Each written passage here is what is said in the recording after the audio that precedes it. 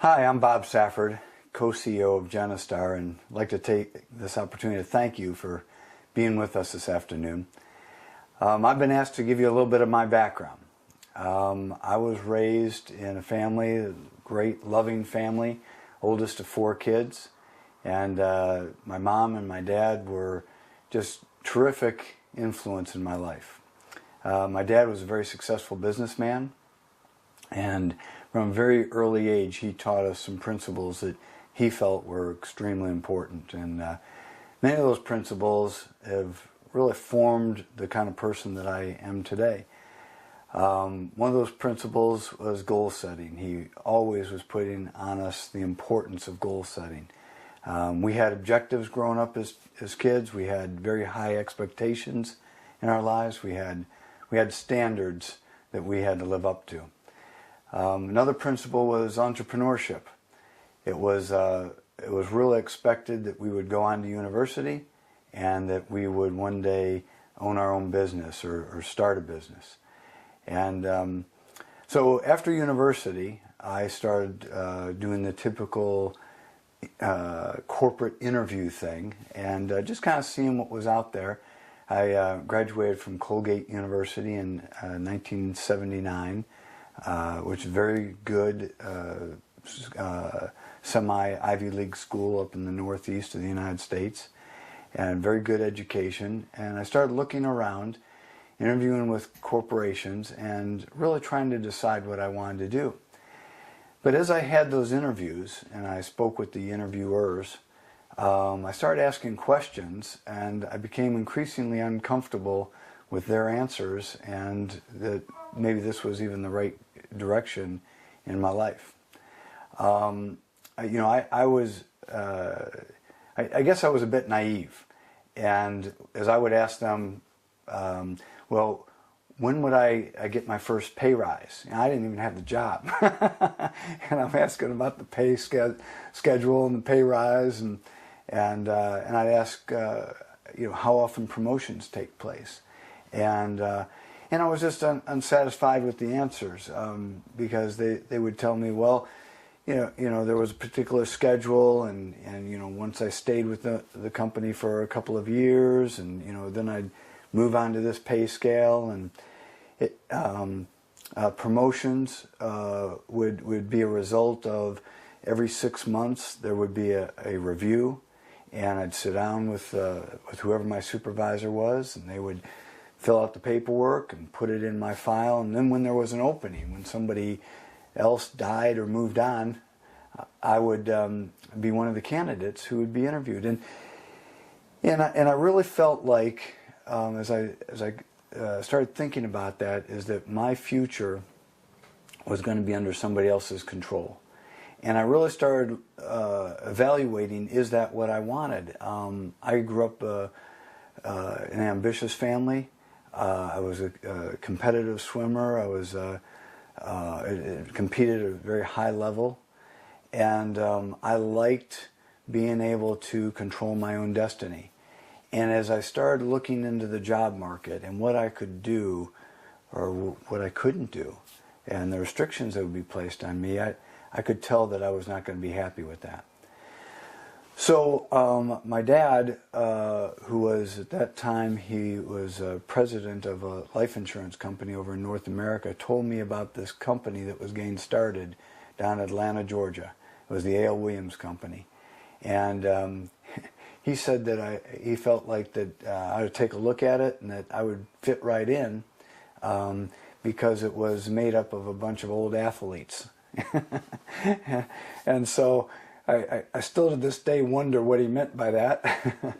And so on spring party weekend of my senior year in university, when all the other kids were having fun, as a matter of fact, I was responsible. I was in charge of putting together the spring party weekend for the university. I opted to, everything was in place, and I opted to turn it over to the people I had left in charge, and I flew down to Atlanta, Georgia for the weekend to hear about this business opportunity. And I was just so excited about what I heard. As soon as I saw it, I knew that it was exactly what I wanted to do. It gave me the opportunity to move at my own pace, however slowly or quickly that I wanted to go. It gave me the opportunity to make unlimited money. But truthfully, that was not what motivated me. What motivated me and what really captured my imagination was what the company was doing to help people. I'm one of these kind of people who I love a righteous fight. I guess I've sort of been brought up. I kind of see myself as the knight in shining armor on the horse riding into battle to right the wrongs. And I started hearing about what the insurance companies and the mortgage companies and banks and credit card companies, these financial institutions, what they were doing to middle-income families and how they were taking advantage of them, and how they were taking advantage of their ignorance. And I got fired up. I got very excited about righting this wrong. And so when I got on the plane and flew back to university at the end of that weekend, I told all my friends what I was going to do. And by that point, I had some job offers. And this was, as I mentioned, back in 1979. Most of you weren't around then, but we had a very significant recession back then. And job opportunities for graduates from university were very, very slim. And I had two. And I turned them both down to start full-time commission in an entrepreneurial business opportunity in a town that I had only been to once before. I didn't know anybody. But I knew it was the right thing. I knew I had a passion for it. I wanted to help people. And it was helpful that I could also make money too. But the reason that I got involved in A.L. Williams at that time was because of the opportunity to help middle-income families. I had some good training. I had some good mentoring early on. And my first full month in the business, I was the #1 rep in the United States. So after several months of being full-time in the field, the company was going through some restructuring. And without getting into a whole lot of detail, I'd be happy to share that with you one-on-one sometime, but the company decided to change life insurance providers. And Art Williams and his business partner, Bo Adams, asked me if I would help with that changeover to a new head office, new life provider. And so in addition to working part-time, helping families, full-time during the day, I was helping to put together a new life company. Name of that life company was Massachusetts Indemnity and Life Insurance Company, which we called it Millico for short.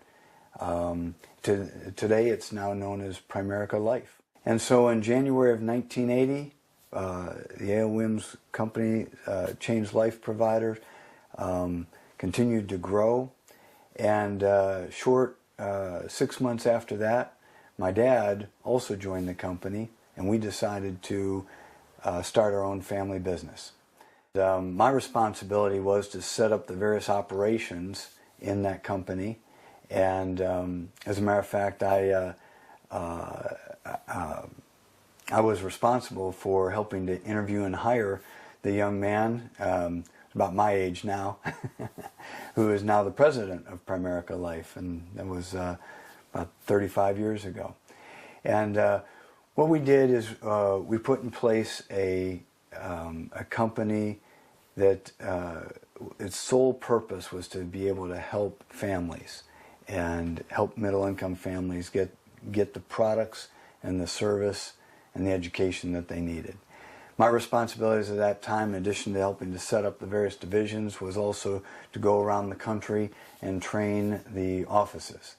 And after I did that for 6 months, my dad, who was also going through a change up in Pennsylvania, he decided that he no longer wanted to be involved in being president of that particular life insurance company, and he decided that he wanted to join the A.L. Williams organization. So in June of 1980, he and I started our family business together as part of the A.L. Williams organization. 4 years later, my brother Tom also joined us, and during that time we put in place one of the largest organizations and family businesses really in Primerica history. We have today that business has over 25,000 people in it, over 700 offices. It generates an income to our family's trust of about $3 million a year. And in 2003, Primerica decided that they wanted to expand internationally and come over to the United Kingdom. And so my dad and I were selected to be a couple of the founders. We came over in 2003 along with our very good friend Jeff Letts, and we started to expand our family business. In 2007, the parent company of Primerica at that time, Citigroup, they decided that they wanted to cut back on many of their different divisions and operations, and that international expansion of Primerica was one of those things that they decided to cut back on. And so they announced that they were closing that up. Jeff and I decided that for us, that was not the right thing to do. We had made promises to a lot of people. There were a lot of clients that we had helped. We saw that there was more people in the United Kingdom that needed to be helped. And there were a lot of people that we had brought on board over that 4-year period that we had made commitments and promises to. And we felt like for us, that was not the right decision to just pack our bags and move back to North America. And so we started to get some counsel. Some of the counsel we got were the co-CEOs of Primerica, John Addison and Rick Williams, and asked them what they thought about us continuing on. We spoke to many of the top executives at Primerica, and spoke to my dad, and just entered into it with a lot of counsel and prayer, and just started moving down the road to see if this is what we wanted to do and see if the doors were opening to this. And to our amazement, everything just seemed to fall into place much, much easier than what all the experts had said, and many of the detractors. We were very fortunate that we had a lot of moral support from our friends at Primerica.